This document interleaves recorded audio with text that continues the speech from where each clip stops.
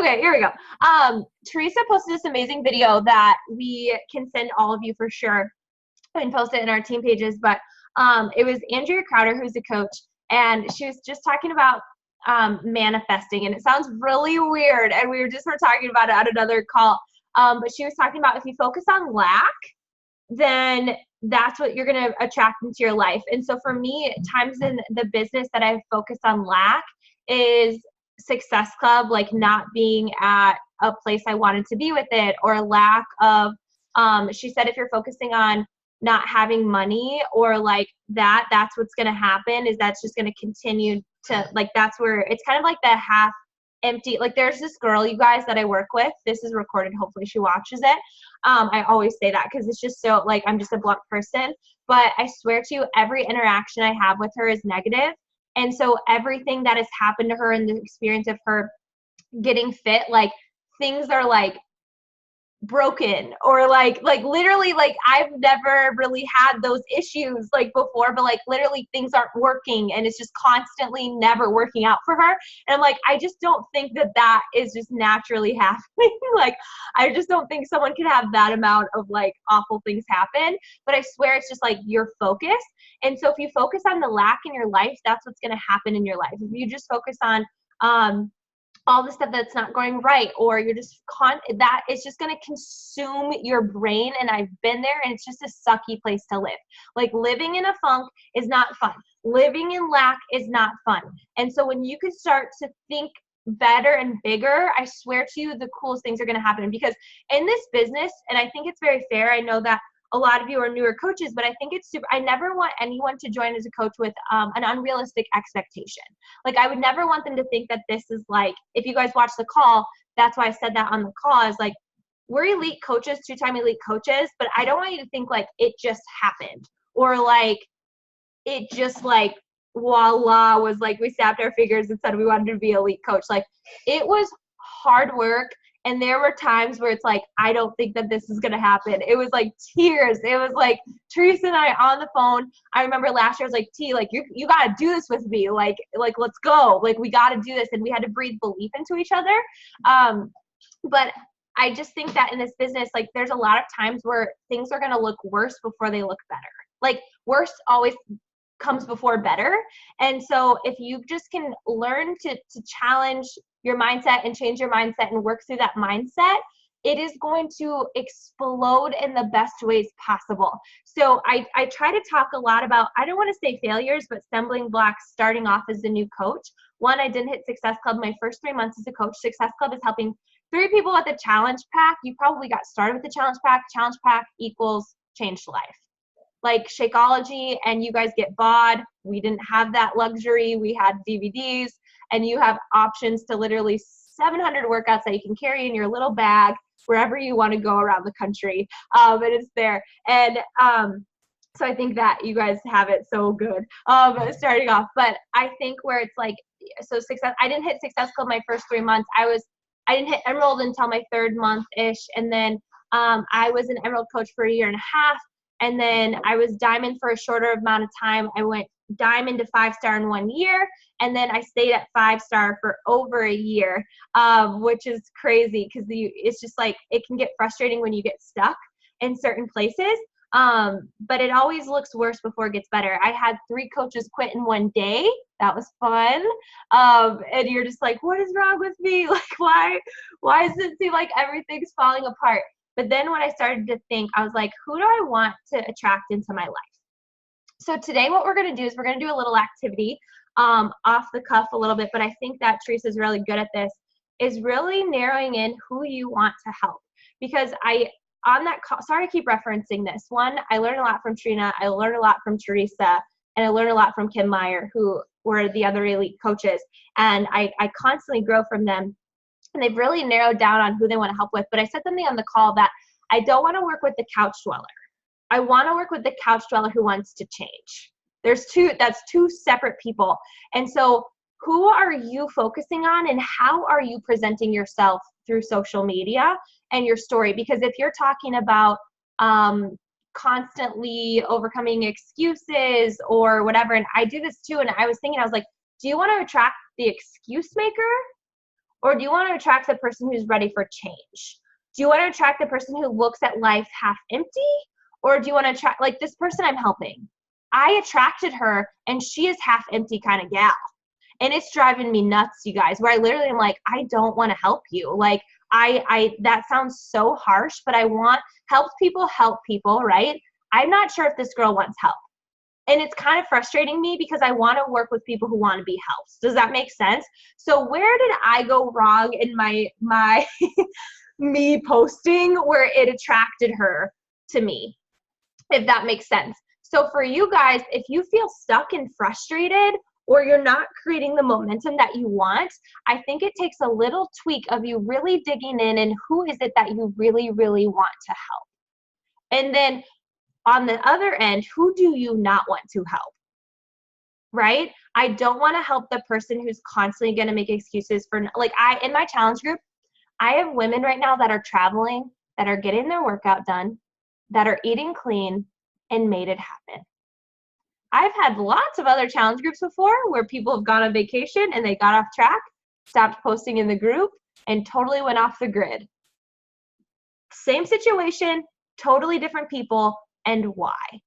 The way I'm bringing people into my life now is I'm showing them how they can make this work because they want change. Does that make sense? So we're gonna talk a little bit more about this, but I'd love to hear Teresa's she has a totally different avatar than me. I work with the overworked, burnt out teacher. I feel like if you were to sum it up, I'm teaching teachers self-care. That's what my mission is. Do I always help teachers? No, but I help the person who's really busy. Essentially, the person who's super busy and puts everybody else's needs in front of their own, who is very exhausted and tired of being tired, who's not sleeping at night but craves it, and is just ready. Like today I was following an Instagram story of a teacher who was in line at Starbucks. Like her face was red from the brake light in front of her, and she was talking about the foundation on her face, and I was all red because of the brake light. And I'm like, I need to help her because she's at Starbucks right now and pushing it and about to be late for work. I was like, that was me. That was so me. I need to help her. Like, she's amazing. So anyway, Teresa, can you talk a little bit more about finding your avatar, your niche, your journey over these last few years of really like getting narrow? The more narrow, the better. Yeah, I agree. I found that I was the most frustrated in my business when I was just looking for anybody and everybody that would work with me that I could get successful points from. So bad to admit, but at the same time, I just wanted to get on those leaderboards. I wanted to be recognized. I wanted to have people come in, I wanted to fill up my challenge groups. Now I'm like, I would much rather take quality over quantity. And like Julianne said, I've attracted people to my team that maybe necessarily are not my niche either. And it's definitely evident. So I say, like, I want to work with who I used to be. So how I speak on social media is talking to the person that I was and really hitting those pain points, which sounds weird to say, but Julian and I have talked about this a lot. Like, where was I? I was a new mom that had just gone back to work, who wasn't satisfied in her job, who wanted a little bit more. But I needed to start working on my own fitness and self-care first. That's how I got into the business. That's how I speak on social media a lot. So think about who you were, how Beachbody's helped you, and where you want to go, and talk like that on social media. For me, this sounds weird, but like I'm an introverted extrovert. I would kind of like describe myself. I love posting on social media. I can speak in front of crowds. I don't care, but like, one-on-one conversation, unless I know you really well, I'm kind of awkward. Like, and the first time I met Julianne too, I'm like, she does not make eye contact with people one-on-one. And like, we're just like, I'm like, yep, I totally get her. But what I do on social media is I share a lot up front so that I can build relationships with people over my posts. They can relate to me.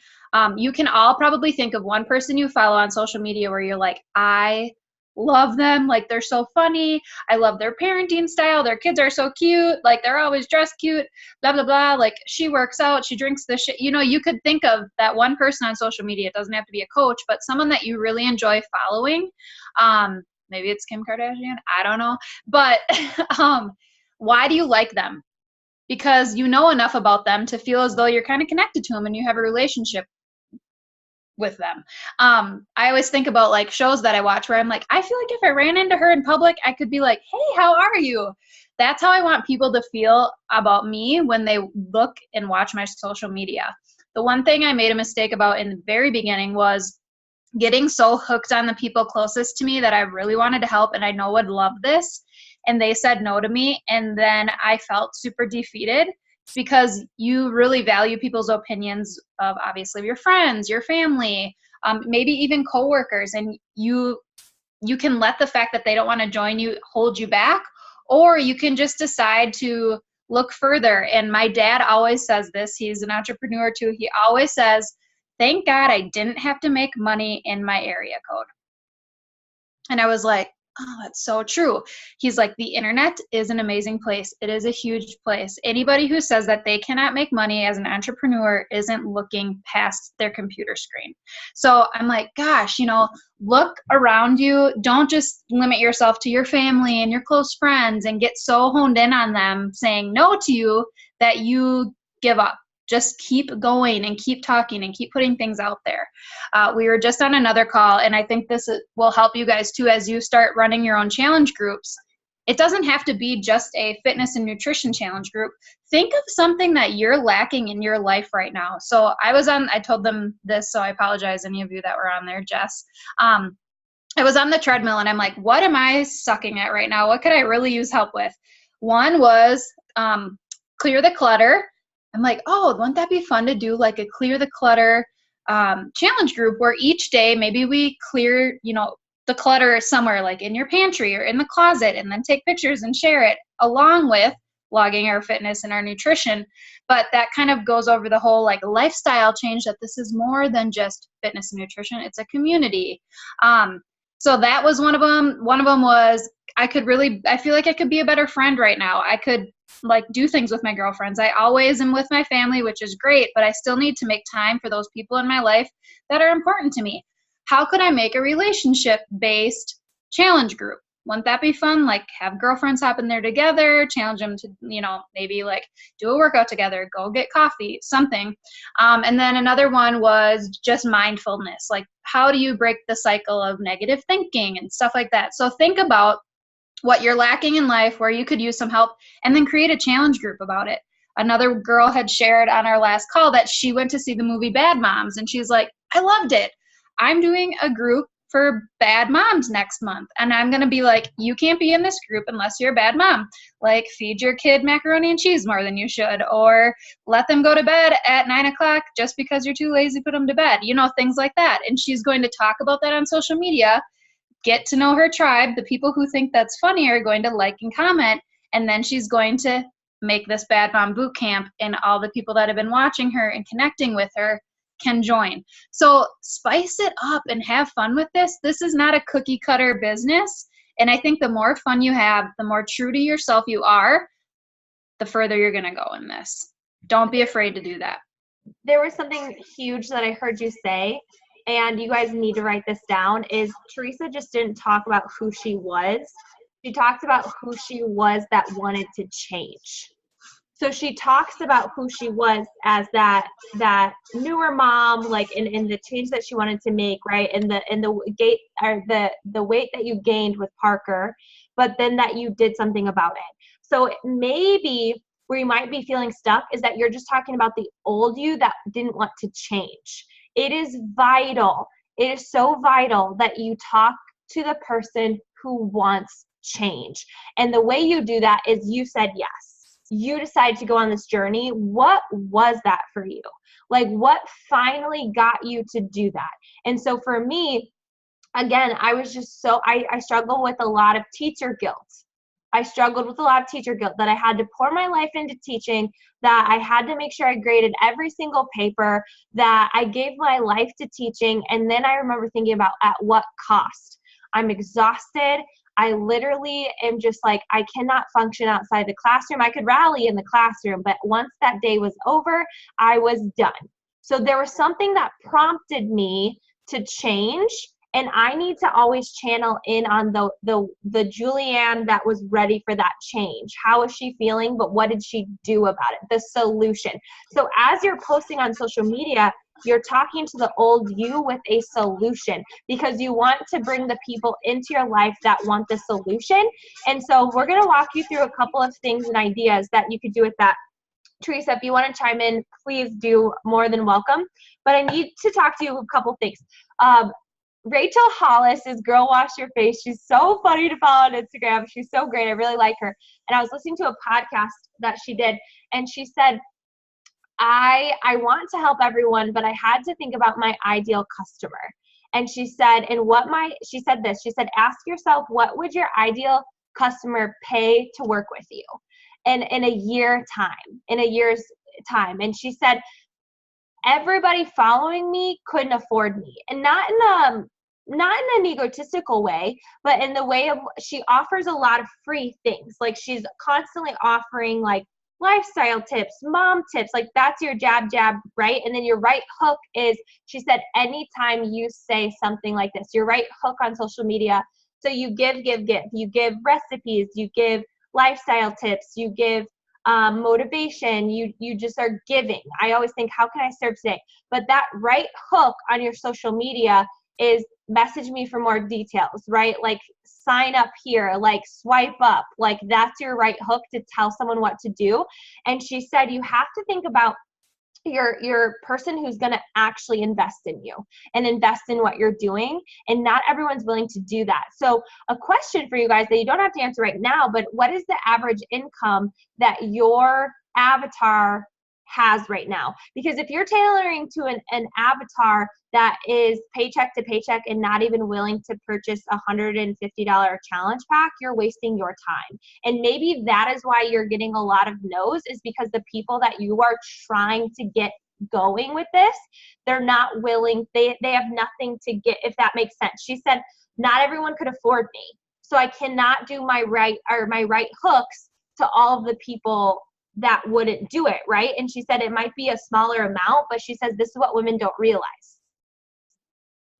If you focus and narrow into that smaller amount, it is going to be more money later on, versus trying to go to the masses and then they can't do it, or they quit, or they stop doing it. But she's like, but if you can get so narrow to that lifer, like it's going to make such a significant difference in your life and in their life, of course. She's like, what I have to offer is gold, and it's going to change their entire life. It's kind of like Tony Robbins.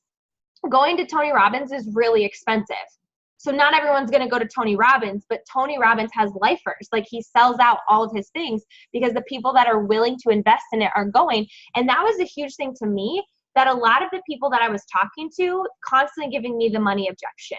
I was sick and tired of it, because I didn't have a lot of extra money being a teacher, but I still was willing to invest in this. I need to find those people. So it's really vital. Like, if maybe you're living paycheck to paycheck on this call, and that's why I'm so thankful that you're here as a coach.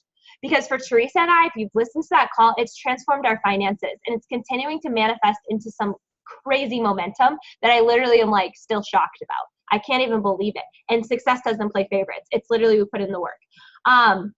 But it's really understanding like who is willing. So maybe again, you're not at a financial place yet, but you still invested. So why was that? What sold you on this? What was that like, I'm so sick and tired of being sick and tired moment? Like, why did you feel that way? Why were you willing to do that? And that is the way that you need to speak. Does that make sense? Is that helpful for all of you? So maybe you're just tired of getting that money objection. I really will challenge you to talk more about why you did it and where you're at and where you were at. Like Mariah White, if you know her, she had to charge her credit card. She had no money in her checking account. And she like, her story is so convicting, and she was willing to do that. And so now who she attracts and who she finds aren't people that are going to give her a money objection. Just because you had the money objection doesn't mean you should manifest the people who have money objections, because you guys, you got over it. You invested in this. So who are the people that you're focused on, and are they always giving you the money objection? And how can you get out of that is, one, talk about how you got over it. And like really talk about that, but then also like, what is the average income your avatar has? and you need to make sure you're finding them, because if you're only working with people who are paying paycheck to paycheck, they're not going to join you. Or if you're only talking to people that they give you the money objection, but their life goal is to get drunk on the weekends, and they tell you they don't have money. Like, there's this girl I wanted to coach, and she's like, I don't have money, I don't have money. And she's like, I just saw she's like somewhere like partying and all this stuff. I was like, she's not meant, I don't want to work with her. Like, her priorities we're not on the same page, and she's telling me she can't afford this, and she's willing to invest in not good things that aren't putting her life forward. Not saying drinking's bad. Teresa and I have good times on Beachbody trips. Ask her husband. I think he's in the background there. I'll never hang out with him again. Anyway, I'm just saying, like, you need to, I'm so serious. It was brutal time there. That was last year, not so long ago. Anyway, sidetracked. But your avatar, right? Teresa, do you want to add on this? That was all me. No, it wasn't. That doesn't sound right. No, like, I totally agree. I think we all go through phases too. Just know, like, whenever you get told no, think about this conversation, and it's okay. Just think like, I wonder why they said no. Write their name down and come back to them and keep asking. Maybe it's not the right time for them in their life right now. Maybe they just got a big bill that they weren't expecting, and they're too embarrassed to tell you that they can't afford it. So they're making up a different excuse. Like, you'll find that in your business all the time. I think the thing to think about is go out there and find the one person that needs you. And when you post on social media, think about that one person that needs to read what you have to say today. We're all here. We all said yes for a reason. Think about why you said yes and how it's helped you, and speak to that on social media. And also, one other thing we can end on this is, who knows somebody in an MLM on social media that just started and all their social media is blasted with products? Like, I have so many MLM hoppers on my newsfeed, that, like, people that I know from high school or whatever, but I'm like, oh my gosh, she's doing something else now. She's doing something else now. And all of a sudden it's like, it's blown up with this product or that product. Don't be that person. If I all of a sudden started posting about like motorcycles, people would be like, what is going on with her? Like, that's so not her. Don't forget who you were before you signed up for this, and keep sharing that person too, along with this healthy lifestyle, that change that you're making. But don't make it all about Beachbody, all about Beachbody groups, all about coaching. Keep talking about the person who you are, the person you want to be, who you were, where you're going, things like that. I think that's super important. So important. So our homework for the week, and I know this is like a fast-paced lesson, and thanks for staying with us. Like, we'll give you the recording. What we want you to do is we want you to make your 5 roles in life, and what that means. And attached to each role, what do you like to do with those roles? So for me, I'm a wife. I love traveling with Eric, right? And we love spending time together and playing games or something. We like drinking beer. Like, we like doing these things. So I would post about that. Like, whatever Eric and I like dancing, whatever. I'm a dog mom. Wyatt, like, he got sprayed by a skunk. So that's been totally all over my social media and hilarious for everyone else. So I like talk about my role as a dog mom, and if you're a boxer mom, which Teresa is too, which I find funny, like that having a boxer is totally different than any other dog. I swear, they're nutty. So I talk about that in my life, right? I talk about my friendships, and so don't just list out the 5. Actually talk about what you do in each role, or what you would like to do in each role, and what you love about each role. So the 5 roles in your life, and that's what you're going to post about on social media. So you can do like a fitness post, then a lifestyle post, a lifestyle that's not wellness, like lifestyle of a mom, like interests that you have. Another thing that you can do along with that is questions, prompts. So today I did you do a first look on your wedding day, or did you not? And then I shared a story about how my brother-in-law is getting married, and like that's why where we were this last weekend for their bachelor and bachelorette party. I'm so excited for them to get married, and I just like shared a story after that. But I'm creating a prompt for people to interact, but that has nothing to do with Beachbody, you guys. That has everything to do with my role as a wife. Does that make sense? So you can do prompts. If you look online, what are 50 prompts about being married? 50 prompts about being a mom. Like, it's all over social media, right? Like, you can go find that stuff. So 5 roles, what you love in each role, you're going to post about that. Does that make sense? Then what I want you to do from there is I want you to really think about your avatar. Who do you not want to work with? Like list those attributes. I don't want to work with a complainer. I don't want to work with someone half empty all the time. I want to work with someone who sees the bright side of things. I want someone who's willing to put in work, right? I want someone who, when they get knocked down, they have a fight in them and they're getting back up. I want someone who is consistent, right? Because then that's who you're going to attract into your life. And then think about her in such detail. How much money does she make? Where is she stuck in life right now? What is she frustrated with? How can you serve her today? Because how is she feeling about herself? Does she body bash? Does she check the scale? One of my challengers checks the scale every day. And I said, can you not? She said, Julian, I put it away. I'm not going to check it. And I said, you're my girl. You are awesome. And so cause I was I used to check it every day too. And I related to her. Does she cry in dressing rooms? Has she gained a lot of weight after pregnancy? Does she struggle with being a mom? Who is she outside of Beachbody world? How is she in the real world? As a teacher, she struggles with guilt. She struggles with time management. She binge watches TV. She's addicted to the couch. She loves Starbucks. I know her in such detail. It helps me serve her each day. This was a fast forward version of an avatar, and we'll do a 2.0 next week. And just really dig in. But your homework, I want you to know those roles, and we'll ask you about them. I'm going to hit end.